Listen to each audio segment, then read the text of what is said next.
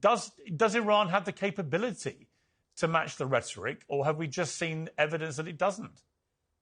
So let me complete the picture, though, because what you're pointing to is not false. I agree with it, but there's more to the picture.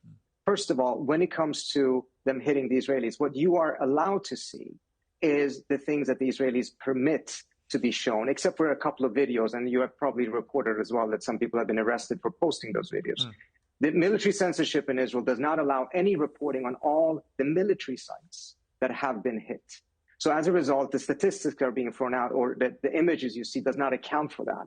And based on what I'm hearing from the U.S. side, it does not correspond with your picture of this not having been successful. In fact, look at what Trump said earlier today about how hard the Israelis were hit. So that's one part of the picture.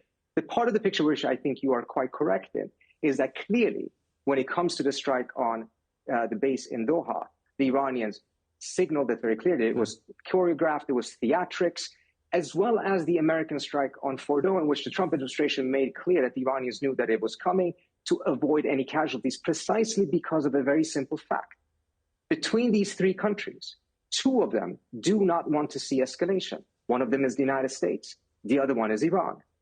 The Israelis is a different matter. They have worked 20 years to get the United States into war with Iran. They finally succeeded.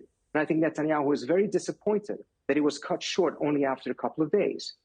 He would have liked this to go on for much longer, to get the United States to bomb far more places in Iran, not just nuclear, but missile facilities, conventional military, in order to restore a balance, an artificial balance in the region that is much more beneficial to the Israelis. Trump realized that he did not want to walk into that trap. The Iranians do not want to have a direct confrontation with the United States. They know that they cannot win that fight, despite whatever their rhetoric is.